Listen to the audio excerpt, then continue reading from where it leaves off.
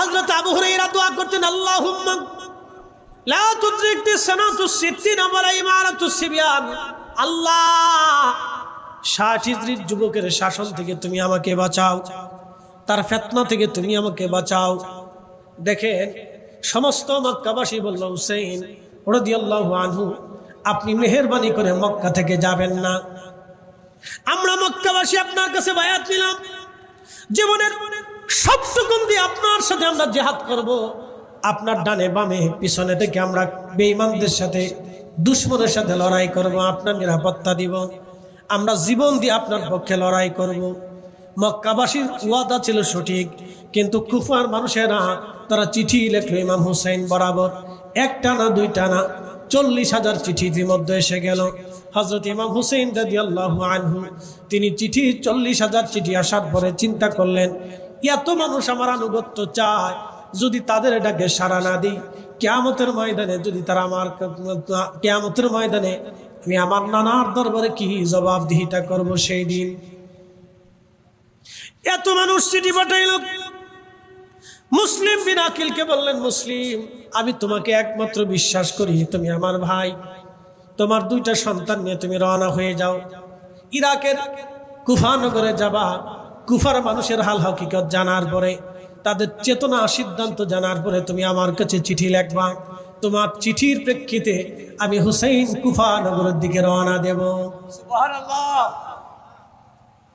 হযরতে মুসলিম বিন আকিল, মনোযোগ দিবেন, হযরতে মুসলিম বিন আকিল তার 2টা সন্তান নিয়ে রওনা করলেন। বিবি মারা গেছে, বাচ্চাদের মা নাই, সন্তানদেরকে কোথায় রেখে যাবেন, নিজের সাথে করে রওনা দিলেন। তিনি আত্মচিন্তা ছিল ভিন্ন রকম, পরিস্থিতি জানার পরে আমি চিঠি পাঠাবো। তিনি কুফা নগরে চলে গেলেন। কুফা নগরে যাওয়ার পরে কুফার যিনি গভর্নর ছিলেন, প্রথম দিকের গভর্নর আহলে বায়াত প্রেমী ছিল, ইমাম হুসাইন রাদিয়াল্লাহু আনহুকে মহব্বত করতেন। মুসলিম বিন আকিল যখন কুফা নগরে গেলেন, কুফার মানুষদেরকে ডাকলেন, আমি মুসলিম বিন আকিল, ইমাম হুসাইন রাদিয়াল্লাহু আনহু আমাকে পাঠিয়েছে, বলো তোমাদের মতামত জানার জন্য আসছি। সবাই মুসলিম বিন আকিলকে নিয়ে গেল। এক এক করে 40,000 মানুষ মুসলিম বিন আকিলের হাতে ইমাম হুসাইন রাদিয়াল্লাহু আনহুর নামে বায়াতে তাজদীদ হলো। হযরতে মুসলিম বিন আকিল 40,000 মানুষ নিয়ে বায়াত হয়ে যাওয়ার পরে তিনি চিঠি লিখলেন, ওহে আওলাদে রাসূল ইমাম হুসাইন, দেরি করবেন না, আমার চিঠি পাওয়া মাত্রই আপনি রওনা দিবেন, কারণ কুফার গভর্নর, আপনার ইরাকের কুফার অঞ্চলের অবস্থান ভালো। ইতিমধ্যে আমার হাতে 40,000 মানুষ আপনার নামে বায়াত নিয়েছে, চিঠি পাওয়া মাত্র আপনি আর দেরি করবেন না, আপনি রওনা হয়ে যাবেন। এই সময় তিনি চিঠি লিখলেন, চিঠি এবং দূত মারফত, তিনি বার্তাবাহক মারফত চিঠি মদিনার দিকে প্রেরণ করলেন।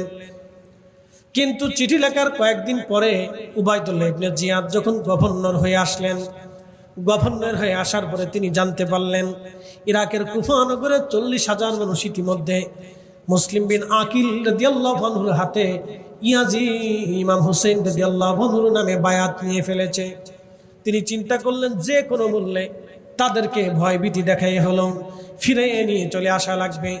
তখন উবাইদুল্লাহ ইবনে জিয়াদ হযরত মুসলিম বিন আকিল রাদিয়াল্লাহু আনহুকে ধরে নেওয়ার জন্য সৈন্য পাঠাইলেন। মুসলিম বিন আকিলকে বাঁচানোর জন্য 40,000 মানুষ শস্ত্র নিয়ে গভর্নর হাউজের সামনে মুসলিম বিন আকিলের নেতৃত্বে চলে আসলেন। উবাইদুল্লাহ ইবনে জিয়াদ গভর্নর হাউজের মেইন ফটক বন্ধ করে দিলেন। বন্ধ করে দেওয়ার পরে 40,000 মানুষ ওই গভর্নর হাউস অবরোধ করে রাখছে। উবাইদুল্লাহ ইবনে জিয়াদ তিনি গভর্নর হাউসের উপরে দাঁড়ায়া বললেন, হে কুফাবাসী, তোমরা শুনে নাও, আমারে ইয়াজিদ সুদূর সিরিয়া থেকে, দামেস্ক থেকে আমাকে পাঠানো হয়েছে, আমি তোমাদের গভর্নর। তবে শুনে রাখো, তোমরা যদি তোমাদের মায়ের কোল খালি করতে না চাও, সন্তানদেরকে এতিম বানাইতে না চাও, তাহলে দ্রুত গতিতে মুসলিম বিন আকিলের পিছন থেকে সরে তোমরা চলে যাও, কারণ সুদূর সিরিয়া থেকে হাজার হাজার সেনা সৈন্যবাহিনী কুফার দিকে রওনা হয়ে গেছে তোমাদের সাথে যুদ্ধ করার জন্য। তোমরা জীবনও সিরিয়ান সৈন্যদের সাথে যুদ্ধ করে পারবে না, কারণ হাজার হাজার সৈন্য আসতেছে এই কুফাকে একেবারে ভুলুণ্ঠিত করে দেওয়ার জন্য। যদি তোমরা আমার কথা মেনে নাও তাহলে তোমরা বেঁচে যাবে, আর আমার কথা যদি না শোনো তাহলে তোমাদেরকে হত্যা করা হবে, তোমাদের সন্তানদেরকে হত্যা করা হবে, তোমাদের স্ত্রীদেরকে দাসী বানানো হবে। চলে গেলেন তিনি। যেতে যেতে একা তিনি এখন করবেন কি? কুফা নগরের প্রত্যেক বাড়ির সামনে দিয়ে যায়, শোনো আমি মুসলিম বিন আকিল রসুলের বংশ, দরজাটা খোলো, রাত হয়ে গেছে, আমাকে একটু আশ্রয় দাও, আমি তোমাদের কাছে আশ্রয় চাই, আমি তো মেহমান। আমার দুইটা কলিজার টুকরা সন্তান আছে, বাচ্চা আছে, ওদের মা নাই, আমি মদিনা থেকে আসছি, আমি তো তোমাদের মেহমান, আমার একটু জায়গা দাও, তোমাদের ঘরের মধ্যে একটু খাবারের ব্যবস্থা করো।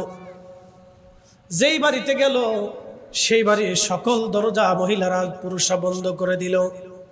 একজন মানুষও মুসলিম বিন আকিল রাদিয়াল্লাহু আনহুর জন্য দরজা খুলে দিল না। ধরেন আমি বিপদগ্রস্ত হয়ে গেছি কোন এক এলাকাতে, গ্রামের মধ্যে ঢুকে বললাম, হে গ্রামবাসী আপনারা আমাকে একটু আশ্রয় দেন, দরজা একটু খুলেন, আশ্রয় দেন। প্রত্যেকটা ঘরে দরজায় গেলাম, কোনো মানুষ আমাকে সাহায্য করলো না, কোনো মানুষ আমাকে আশ্রয় দিল না, সবাই দূর দূর করে তাড়িয়ে দিল। মুসলিম বিন আকিল খুবই ক্লান্ত হয়ে গেলেন, পেরেশান হয়ে গেলেন, আজ আমার আশ্রয়স্থল নাই, কেউ আমাকে আশ্রয় দিতে চায় না। তিনি হাঁটতে হাঁটতে হাঁটতে হাঁটতে বহু দূর যাওয়ার পরে দেখলেন এক মহিলা ঘরের দরজার সামনে বসে আছে। ঘরের দরজার সামনে বসা, যা বলেন, মা আমার একটু জায়গা দিবা তোমার ঘরের মধ্যে, আমি মুসলিম বিন আকিল, আমার সাথে আমার দুইটা এতিম বাচ্চা রয়েছে, আমরা ক্ষুধার্ত, সারাদিন আমি না খাওয়া ক্লান্ত, যদি সম্ভব হয় মা, কুফানগরের কোনো মানুষ আমাকে আশ্রয় দেয় নাই, আমি রসুলের বংশ, নবীর আওলাদ, আমি তোমাদের মেহমান, একটু আশ্রয় আমাকে দাও, আমি আশ্রয় চাই। মহিলার মনে মায়া লাগলো, হারে আমার রসুলের বংশধর আজ আমার কাছে আশ্রয় চাইতেছে। বললেন, দেখেন আপনি তো বিপদগ্রস্ত, কিন্তু শুনেন হে মুসলিম বিন আকিল, আপনাকে ঘরের মধ্যে জায়গা দেওয়া হবে, গোপনে পালিয়ে থাকবেন। মহিলা জায়গা করে দিলেন। সকালবেলা উবাইদুল্লাহ ইবনে জিয়াদ সৈন্যবাহিনী পাঠাইলেন, তোমরা যেখান থেকে পারো মুসলিম বিন আকিলকে ধরে নিয়ে আসো। শুধু সৈন্যবাহিনী রানা হয় না, মুসলিম বিন আকিলকে ধরার জন্য কুফার যে মানুষেরা ইমাম হুসাইনের হাতে বায়াত নিয়েছিল, চিঠি পাঠিয়েছিল, তারাও পর্যন্ত বের হয়ে গেল মুসলিম বিন আকিলকে ধরার জন্য। বাজান খুব মনোযোগ দিবেন, হযরত মুসলিম বিন আকিলের খবর উবাইদুল্লাহ ইবনে জিয়াদ পেয়ে গেলেন। উনি বহু চেষ্টা করলেন, যুদ্ধ করলেন, কারণ নবীর আওলাদ, নবীর বংশধর কারো কাছে মাথা নত করে না। কথা কন ঠিক কিনা? তাদের চরিত্রিক, ইতিহাসিক মাথা নত করার কোনো ইতিহাস তাদের নাই। উনি রসুলের বংশধর ছিলেন, মাথা নত করেন নাই। যুদ্ধ করলেন, যুদ্ধ উনি আহত হলেন, উনাকে ধরে নিয়ে যাওয়া হলো গভর্নর হাউসে ধরে নিয়ে যাওয়ার পরে ওনাকে বেঁধে রাখা হলো। বেঁধে রাখার পরে উবাইদুল্লাহ ইবনে জিয়াদের সামনে তাকে বেঁধে রাখা হলো। বেঁধে রাখার পরে ওনার মুখের মধ্যে আঘাত লাগার কারণে ঠোঁট এবং চামড়া ফেটে রক্ত গড়িয়ে গড়িয়ে পড়তে লাগলো। উনি বললেন, দেখো আমি তৃষ্ণার্ত, যদি সম্ভব হয় তোমরা আমার জন্য একটু পানি দাও, পানির তৃষ্ণা আমার কলিজা শুকায় গেছে, আমাকে একটু পানি পান করাও। কাজী সোনাইকে ডেকে বললেন, কাজী সাহেব একটু কথা শোনেন, গোপনে আপনাকে বলতেছি, মেহেরবানি করে আমার দুইটা সন্তান, তারা আজ এতিম হয়ে যাবে, আমি জানি উবাইদুল্লাহ আমাকে শহীদ করে দিবে, আমি শহীদ হয়ে যাব, আমি জানি। দুইটা কাজ আপনি করবেন। একটা কাজ হলো, যে কোনো মাধ্যম দিয়ে হোক ইমাম হুসেইন রাদিয়াল্লাহু আনহুর কাছে একখানা চিঠি পাঠায় দেন, যাতে ইমাম হুসেইন কখনো আর মক্কা থেকে যেন কুফার দিকে না আসে। কারণ আমি তো তাকে চিঠি পাঠিয়েছি আসার জন্য, আমি জানি চিঠি পাওয়ার পরে ইমাম হুসেইন রওনা হবে। আপনি তাড়াতাড়ি চিঠি পাঠান, যেন আওলাদে রসুল ফিরে কুফা নগরে না আসে। কুফার পরিস্থিতি আর আমার অবস্থা জানা, আপনি একখানা চিঠি পাঠিয়ে দেন। কাজী সুরাই চিঠি লিখলেন বটে।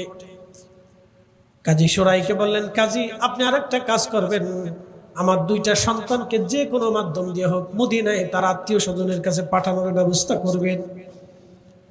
কাজী সুরাই গোপনে দুইটা বাচ্চা নিয়ে গেলেন। গোপনে দুইটা বাচ্চা নিয়ে রাত্রিবেলা চিন্তা করলেন কুফা থেকে একটা কাফেলা মদিনার দিকে যাবে, ওই কাফেলার সাথে তিনি দুইটা বাচ্চা দিয়ে দিবেন যাতে তারা মদিনার দিকে চলে যেতে পারে। কিন্তু কাজী সুরাই যখন গেলেন তার কিছু সময় আগেই ওই কাফেলা পথ ছেড়ে চলে গেল, রাস্তা ছেড়ে চলে গেছে। কাজী সুরাই মুসলিম বিন আকিল রাদিয়াল্লাহু আনহুর দুইটা সন্তানকে বললেন, বেটারা এখন তো আমি নিরুপায়, আমার আর কিছুই তোমাদের জন্য করার নাই, তোমাদেরকে তোমাদের ভাগ্যের উপরে ছেড়ে দিলাম। এই রাস্তা দিয়ে কাফেলা চলে গেছে, যদি সম্ভব হয় তুমি ওই রাস্তা দিয়ে তোমরা আগাইতে থাকো, ভাগ্য ভালো হলে তোমরা কাফেলা পেয়ে যেতে পারো, তোমরা দ্রুত গতিতে তাদের পথ অনুসরণ করবে। কাজী সুরাই পথ দেখিয়ে দিলেন, বাচ্চারা পথ চলতে শুরু করলেন, চলতে লাগলেন বটে, কিন্তু তারা রাস্তা হারিয়ে ফেলছে। ওরা ছোট মানুষ, রাস্তা কিভাবে তারা চিনবে? তারা পথ হারিয়ে ফেলছে। পথ হারাইয়া সারা রাত্র বলে ঘুরতে ঘুরতে ঘুরতে ঘুরতে সারা রাত্র বলে ঘুরতে ঘুরতে ঘুরতে ঘুরতে তারা সকালবেলা দেখলো সুবে সাদিক হয়ে গেছে, আমাদের রাস্তা ফুরায় না, কাফেলা আর আমরা খুঁজে পাই না। তারা একটা ছোট্ট ঝোপের মধ্যে এসে চুপচাপ বসে গেল। ওই ঝোপের পাশেই ছিল একটা কুয়া। মানুষেরা, মহিলারা সকালবেলা ফজরের নামাজ পড়ে ওই কুয়ার কাছে এসে কুয়ার পানি নেওয়ার জন্য তারা চেষ্টা করে। প্রত্যেক দিন ওই মহিলারা কুয়ার থেকে পানি আনতে যায়। আজকেও সকালবেলা খুব ভোরে এক মহিলা পানি আনতে যাওয়ার পরে দেখে কুয়ার পাশেই ঝোপের পাশে দুইটা বাচ্চা একজন আরেকজনকে জড়িয়ে ধরে কুচুমুচু হয়ে বসে কাঁদতেছে। জিজ্ঞেস করলেন ওই মহিলা, বাবা তোমরা কারা? বলে আমরা মদিনার মানুষ, নবীজির বংশধর, মুসলিম বিন আকিল রাদিয়াল্লাহু আনহুর দুইটা সন্তান। আমাদের মা ইন্তেকাল করেছেন, বাবা আজ উবাইদুল্লাহ ইবনে জিয়াদের জেলখানায় বন্দী। কিন্তু ইতিমধ্যে হযরত উবাইদুল্লাহ ইবনে জিয়াদ রাদিয়াল্লাহু উবাইদুল্লাহ ইবনে জিয়াদ হযরত মুসলিম বিন আকিল রাদিয়াল্লাহু আনহুকে শহীদ করে দিলেন। শহীদ হয়ে গেলেন মুসলিম বিন আকিল রাদিয়াল্লাহু আনহু। কাজী সুরাই চেষ্টা করলেন একটা চিঠি পাঠানোর জন্য। চিঠি রওনা হয়ে গেছে মদিনা মক্কার দিকে, কিন্তু ইমাম হোসেন রাদিয়াল্লাহু আনহু তার বহু আগে চিঠি পাওয়ার পরে তিনি ওনার সন্তানাদি আপনজন আত্মীয় স্বজন ৭২ জন নারী পুরুষ দিয়ে মোট ১০০ জনের একটা ছোট্ট কাফেলা নিয়ে উনি মক্কাতুল মুকাররমা থেকে কুফার উদ্দেশ্যে রওনা হয়ে গেলেন। ঠিক তখনই হযরত আব্দুল্লাহ ইবনে আব্বাস রাদিয়াল্লাহু আনহুর সামনে দাঁড়িয়ে গেলেন। হুসাইন, তুমি যেতে পারবে না, আমি তোমাকে কোনো মতে কুফা নগরে যেতে দেব না, কারণ আমি জানি কুফার মানুষের জবান একরকম, তলোয়ারের ব্যবহার অন্যরকম। কুফার মানুষের জবান একরকম, তলোয়ারের ব্যবহার অন্যরকম। তারা জবানে বলে এক কথা, তলোয়ার দিয়ে কথা বলে অন্য ভাষা। হুসাইন, তোমার চিঠিখানা আমি পড়েছি, তোমার নামে যে চিঠিগুলি কুফানগর থেকে আসছে, শোনো, আরবি ভাষা আমার উপরে বেশি কেউ দক্ষ না, আরবি ভাষার আমার অর্থ আমি বুঝি। আব্দুল্লাহ ইবনে আব্বাস বলেন, হুসাইন, আরবির ভাষা অনুযায়ী, চিঠির শব্দ অনুযায়ী আমার ঘিরান আসতেছে, কুফানগরের মানুষের চিঠির ভাষাও তেমন ভালো না। হুসাইন, তোমাকে আমি কুফানগরে যেতে দেব না। আমি জানি তুমি যদি কুফা যাও আর কোনোদিন তোমাকে আমি আর আমাদের মাঝে ফিরে পাবো না। হুসাইন রাদিয়াল্লাহু আনহু বললেন, ওগো আল্লাহর নবীর ভাই, ওগো আমার নানা, আমার ভাই, শোনেন গো, আপনি আমাকে বাধা দিবেন না। আমার নানা রাহমাতুল লিল আলামিন আমাকে স্বপ্ন দেখাইছে, আমাকে কুফানগরে যেতেই হবে, বাধা দিবেন না। তাকদীরে আমার রব যেটা লিখে রাখছে এটা খণ্ডন করার মতো কোনো সুযোগ আমারও নাই, আপনারও নাই। বিদায় দেন ভাইজান, নানা ভাই, আর কোনোদিন হয়তো আপনার সঙ্গে দেখা না হতে পারে। হযরত আব্দুল্লাহ ইবনে আব্বাস দাঁড়িয়ে দাঁড়িয়ে কাঁদতে লাগলেন আর বললেন, হুসাইন, আমার মন বলে তোমাকে চিরদিনের জন্য হারাইতেছি। মন বলে, রে হুসাইন, কোনদিন আর তুমি মক্কায় নগরে ফিরে আসবে না। বুঝছি দুনিয়াতে হয়তো আর কোনদিন তোমার সাথে দেখা হবে না। হযরত ইমাম হুসাইন রওনা দিলেন।